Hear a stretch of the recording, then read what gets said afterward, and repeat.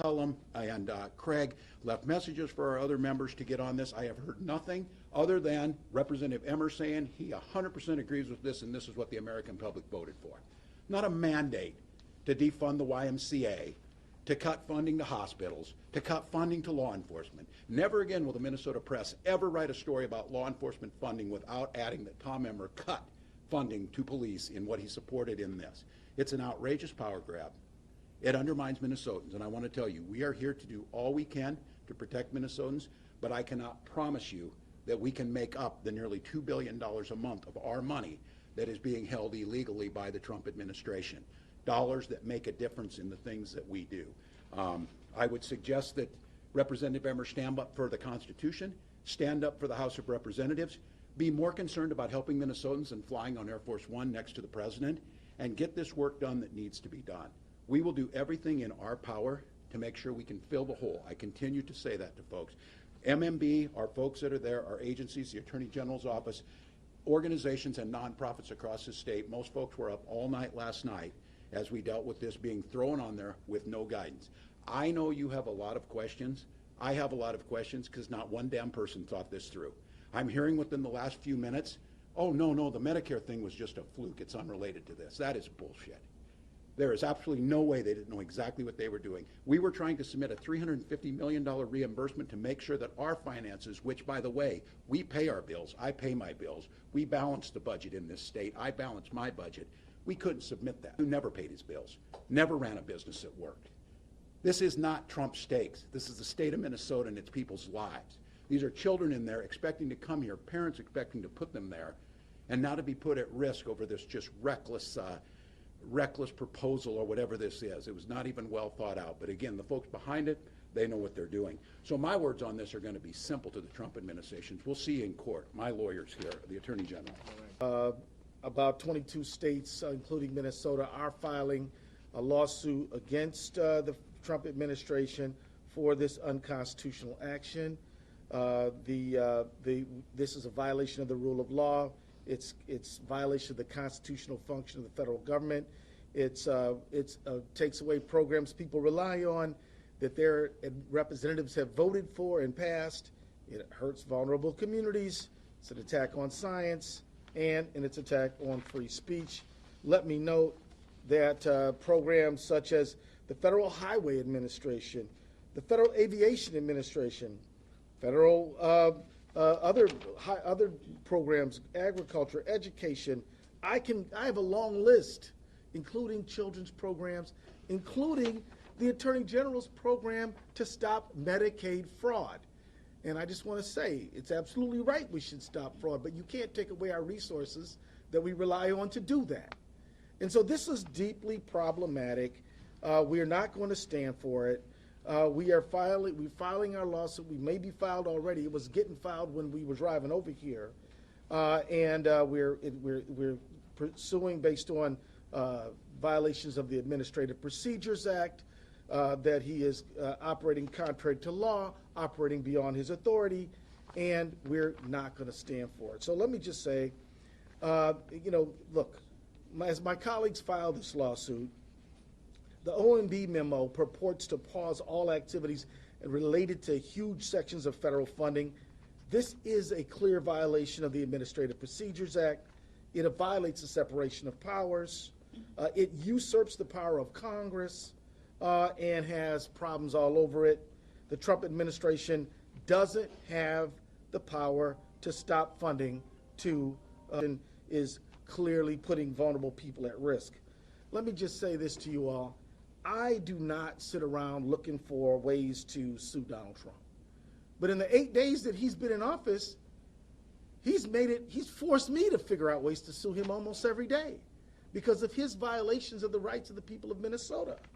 We're never going to stop. We're always going to stand up for the people of this state. And, messing around with federal funding is a very big deal. The federal government is the largest employer in our country and spends more than any other entity. $22 million of Minnesota's budget comes from the federal funding, and as the governor said, we pay more than we get back. And so we're here to put a stop to this. People in Minnesota can expect that we are going to stand up for them. The 1.4 million Minnesotans on Medicaid don't know if their benefits are going to continue. We're not certain if our Medicaid fraud unit is going to be funded. And even this morning, Meals on Wheels didn't know if they should be making their deliveries to seniors that seniors depend upon. And let me just say to my colleague and friend, Lieutenant Governor, this is on the backdrop of a tax on birthright citizenship, a 127-year-old policy founded in American constitutional law, a tax on LGBTQ community, and a tax on programs designed to redress hundreds of years of racial discrimination in the form of DEI programs. That is week one for this president. But we're not going to sit around and take it. We're going to stand up for the people of this country. Lieutenant Governor Flanagan.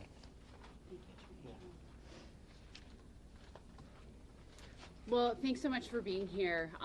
We were just downstairs in a classroom, and we were at a small table with a bunch of littles who were using purple Play-Doh to make different letters and identify, to show me a purple apple that they had made out of Play-Doh. And I share that with you because these are the folks who will be impacted by Donald Trump. Children who simply want to learn their letters and their colors and their shapes. This is not a game. These are our kids. And that's why we're all here today. I want to emphasize what the governor said. This is not constitutional. This is not good governance. And this is going to hurt people in every state. And the beauty is to work together. We pay local and state and federal taxes so leaders at every branch can support our families. We do not and will not live in a country that's everyone for themselves. And we will fight this all the way. With that being said, I want to acknowledge that this is scary. It's exhausting to wake up every day, and we're only in week one, to devastating news from this administration. But in Minnesota, we are here for you. We don't have all the answers yet, and we certainly need to call in our lawyers, but we will get through this, and we're in this together. The governor and I are working closely with all of our state agencies and budget team to determine the extent of this senseless decision. I would also like to add that the state uses very little federal funds compared to most, but Minnesotans rely on every single one of those dollars to eat, literally live, every single day. It's all about how this is hurting people. It's creating it back to us. So the Trump team better be ready, because I know all 50 states are in this, and they are in the same boat, and we're taking it to court. People who will stand up for them. We don't have all this yet, but I know you want some of the details on this. I'm going to have her share a little bit of what we have right now, number of programs impacted, number of employees, those types of things, and how they directly, to give you a little bit of that. Thank you, Governor, and good afternoon. I'm Erin Campbell. I'm the Commissioner at MMB. As others have noted, there's a fair amount of ambiguity about what we're dealing with here. You've seen the memos that have come out, and not a lot of clarity there, and that is compounded by access to federal programs that we use to draw down resources that have been turned on and off throughout the day. So what I would say is that there's an awful lot that we don't know. There are just under 1,000 state programs that are funded with federal funds that are potentially impacted. We don't know to what extent they're all impacted. There will be several thousand employees who are ultimately by this. There are many state employees who are funded entirely with federal funds, but there are an even more number of employees who are funded in part with federal funds, and so we are still working through that to understand what the impact is. The financial impact of this is about $1.9 billion per month, if it is the case that that includes Medicaid. Without Medicaid, it is about $800 to $850 million per month. And so trying to understand the full impact and get a finer, a more accurate count on impacts on employees, programs, the people who receive programs, That's all top of mind for us today. We're really scrambling to pull that information together and hope to have more complete information to share with all of you and frankly our state agencies and employees as soon as possible. Thank you. And I would just say before we take questions on this, just to be clear, agencies are preparing to implement, because unlike Donald Trump, we follow the law, and we will follow the law as it's put. And I want to make note of this, understanding the position that I'm in. I understand that the people voted, and Kamala Harris and I lost an election to Donald Trump. 77 million people voted for him. That's 23% of the population. That is not a mandate to squash the Constitution. It's not a mandate to break the law. It's not a mandate to throw out all of the things that we know make this country works well. I will work with this administration where we work with them and where they're lawful and it's in the interest. This is not one of those. This is not one of those places. This is an illegal power grab meant to hurt the public. Why he golfs, and the sycophants in Congress apparently. Why have a Congress if they're not there to do it? Just let him appropriate. Let him decide where the money goes. You don't need Congress. That's their major responsibility. That's their number one responsibility. And they seem fine. But Tom Emmer says perfectly fine. This is what we voted for. All right. I want to go back. St. Cloud, did you vote to cut funding to your police? Did you vote it to cut the funding to the prison out there? Did you vote it for the Head Start? Did you vote to cut the money for the hospitals? Because that's exactly what they did. So with that, we've got more questions and answers. Minnesotans know that we will do our best. Again, I tell you that we'll be prepared for this. Trying to cash flow this and fill the gap is very, very difficult because of the size of what they've done. With that, yeah. Yeah, you mentioned the urgency of this, and you bring up everyone who's affected. For Minnesotans out there that woke up with this news that find out they're also affected or question they're going to be, do you have any suggestions for them? And how they can act? Yeah, and I think this is the coming here, and it's much like we don't know all those answers. I can tell you we've got folks that worked all night on this. We've got agencies and partners, governors. I was on the phone last night with governors. We're on with the National Governors Association. That is the bipartisan group that works together. I do not know if they've gotten out a statement yet. They were working on it as of yesterday. The Attorney General's associations are working on this, figured out on this too, is you think you're in a red state, things are okay? Things are not okay in red states because they're more dependent on federal services. They are have more people in poverty, have less state services to provide for them. So I need to see some governors show some courage in these states, stand up and make the case and stand up, and I think that will happen. So we'll just tell them, keep watching the news. We'll try and get it out. As the commissioner said, we're not exactly certain. I do know we had a reimbursement on the tune of about $350 million that was rejected this morning. Yeah, we tried to draw You want down. to- okay. Sorry. This morning we tried to draw down, I think it was actually just over $400 million reimbursement for Medicaid, and that was that did not work. The Medicaid system was shut down. Since then, the Medicaid system has been turned back on, and we've been able to draw down those funds. But it's one example of why this is a very confusing exercise.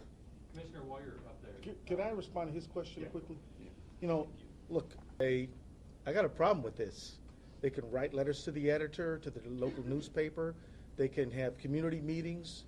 But they've got to speak up because if the millions of Americans, of Republicans, Democrats, Independents, and others say this is not okay, we believe that voice will absolutely be heard and we'll be channeling it. So. Thank you. Commissioner, is it possible we might see the state need to pick up some of the slack on some of these programs depending on how long this freeze might last, and how could that impact the state budget where it's at right now? I think that those are probably policy decisions in terms of whether or not we're able to do that. I think that our ability to do that is going to be very limited. I mean, if we're talking about $1 billion or $2 billion a month, I think based on our forecast, you know that would be very difficult for us to accomplish and would require really reshuffling the deck on a lot of other funding priorities in the state. And so I think to the governor's point around preparing to implement, we want to be really clear that that this is really catastrophic, and we do not know.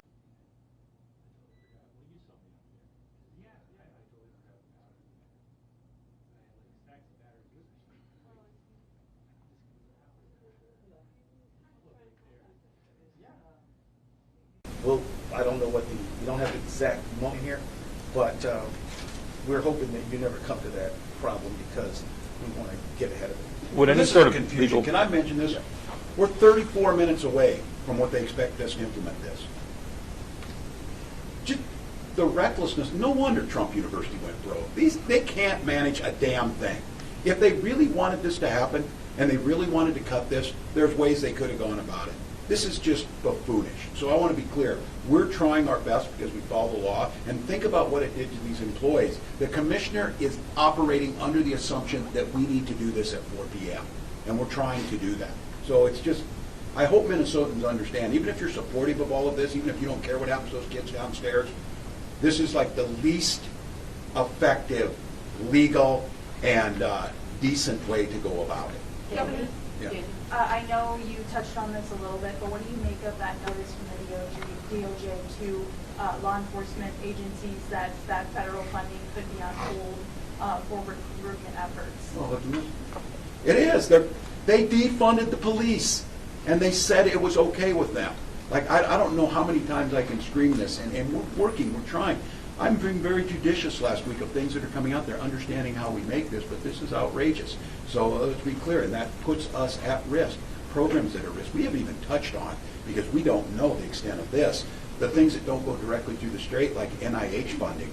If you get funding cut to a research project that's 7 years in the making, and they don't get the funding, that's the end of that. You don't just get to go back and put the money back in again. So we're in contact with our nonprofits. We saw they were out there in contact with the university, in contact with the Mayo Clinic, but it's just another one of those that it's just, I don't ever think, and that's why we came here, and I appreciate you all coming down here, that the decision he made impacted those little ones downstairs. It impacted those teachers that are there. It impacted the family. This is what they never, it's always fun and game to talk about cuts until you want to be specific about it, and they never do that. Going back to the budget, you've got enough going on with the House not functioning. Where do you see the budget going? Should Minnesotans be worried about it, dragging on to a special session? How does this impact that? Here in Minnesota, no, I would encourage them. The Supreme Court made it clear last week that the illegal power grab needed to end. We all know it's 67-67. Get back together. Now more than ever, we need them in there because we're going to need some help. When these things go through, and I assume I fully expect them to get back to work, as far as our budget of putting out there, yeah, it's going to be dramatically impacted because we're dependent on those foreign funds, or those federal funds. Our tax dollars that we already paid, our duly elected members of Congress enacted them. It was signed into law by the president, and we are now paying the bills on those things. And he said no. I know why he went bankrupt. You've got to pay your bills. This is not going forward. This is not other things. And the vagueness is that it has communist or Marxism in there. I guess that's our roads. I got to tell you, nobody built a private road in this state. He's right. We collectively built those roads together. Is that what we're supposed to interpret? That we can't spend any money on roads because it has communist undertones or whatever the nonsense in their letter was? This isn't even Banana Republic territory. This is beyond that what they've done. Governor, we've heard from Senator Tina Smith saying that some layoffs have started as soon as today for some health care community centers in Minnesota. Is that something you're aware of? Are you expecting to see more layoffs in the coming days? So I'm not certain in that particular circumstance what's happening there. Those are not state employees, and we don't know the answer to that yet. That's part of what we're trying to assess right now. Do you know if you'll have to furlough state employees if this continues? It's a possibility if we need to implement this, if this isn't stopped, it is a possibility that we would need to furlough employees, but we do not know that for sure yet. Commissioner, it sounds like there's Medicaid spending accounts for about half of the funding that the state receives. What other programs, what other chunks of programs does the 1,500 or so million go towards? I'm going to see if Anna Minky, our budget director, could answer that in more specificity for you. Thanks. So the next, after Medicaid, the next largest federal programs that we're bringing in, it would be SNAP, so food assistance. We also have federal funding for our basic funding, things like roads and bridges, both state highways and local roads and bridges, our local airports. Then things like federal housing funding, Section 8 is a large funding line. Our school meals, the National School Breakfast and Lunch Program is a significant line item. Heating assistance, or the LIHEAP program. And then another one I'd highlight is county funding for child support. Those are a number of sort of large line items. So it's as the commissioner mentioned, it's almost 1,000 different federal awards that we're working through. Those collectively make up a really large portion. And 1.9 billion is if it's an across-the-board stoppage. That's with right. Medicaid. Yeah. And we're thinking airport, disaster assistance, other things that are already in the pipeline that haven't been figured. Again, the numbers that go to things like the NIH that employ Minnesotans, small businesses, student loans, people ready to get their student loans to start second semester that just got started, all of those things. I know they did a follow-up memo saying that it's not going to be across the board. You're still looking for clarity. Have they given you any more clarity as of this afternoon? No. They've said, oh, it won't be student loan, Pell Grants, SNAP benefits, but you're saying you're concerned about that. You seen that legal document? Did they I send have that out? not. I've just seen the memo. Yeah, some guy in the White House just put it on a tweet. Yeah. Clowns. We can't operate like that. These are legally binding things. Hold them and us to the same standard. No, I have no idea on this. When I was coming in here, I was told they said it was just a coincidence that the Medicare system. Please be a skeptical press on this. Okay, so they have. I don't know. There's no guidance on this. When we got it last night, governors are calling each other wondering, where's this going? This is, I'll come back to this. I did another thing Donald Trump never did. I conceded an election when it happened. If you want to do these things and you believe you have the mandate to defund child care and police and all that, then go to Congress, pass the bill, sign it, and do it. And we won't plan for the money. But this is passed years ago. These are programs that were in years ago. They're money that was legally appropriated. And look, I'm not going to fight on all this. I recognize that chaos and confusion and anger, somehow, this is not a bug. This is a feature for them. They get some type of enjoyment out of this, apparently. But it is real people's lives. So I got to be honest with you. I don't know the answer at this point. And we have gotten, I've asked my team here, have we gotten anything officially? Well, have you seen, other than where, like, federal portals that have been down throughout the day or are currently down? Just off the top, my was down for a period of time. I understand that is back up. The system that we use to draw down UI funds was down for a period of time. I think that's back up. I'm sure that there are others. Corrections. UI funds? Unemployment insurance, excuse me. And I just wanted to bring up, since we are at the YMCA, I wanted to just name one additional dynamic, which is we have a robust nonprofit community here in the state of Minnesota. And in many ways, we work in partnership with that nonprofit community. They are also now in chaos and crisis and uncertain about funding from the federal government. So in many ways, we work together. It is a web that supports our state as a whole.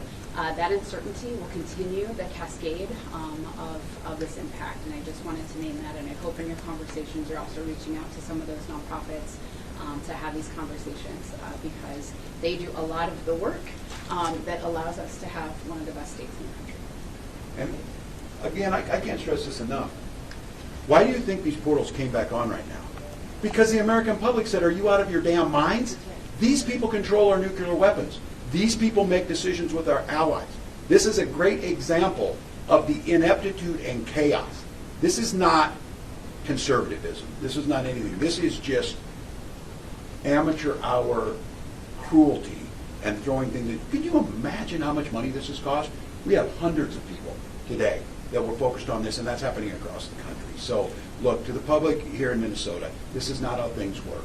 I know there are conservatives out there who disagree with this type of chaos and things. It's clear they're already hearing the backlash on this. But at the end of the day, it's what they do in the quiet. It's what they do when you're not watching. They made it very clear on this. They do not care about the well-being. They sure the hell don't care about the price of eggs. They care about a whole lot of other things that don't impact positively people in Minnesota. And that's why the team here, why folks in Minnesota, why I encourage the legislature, have the Republicans come back, get your power sharing agreement, and let's get moving to move things forward. That's what Americans expect, not this chaos. So thank you all for coming out. Thank you. Thanks. How many, do we know how many states? Did you say 22 states? I did. I don't. Thank you, guys.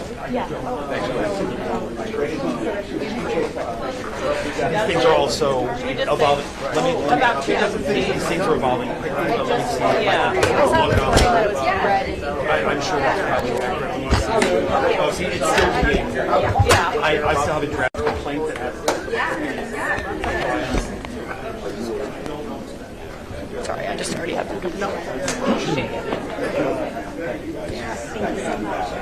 Thanks, everybody.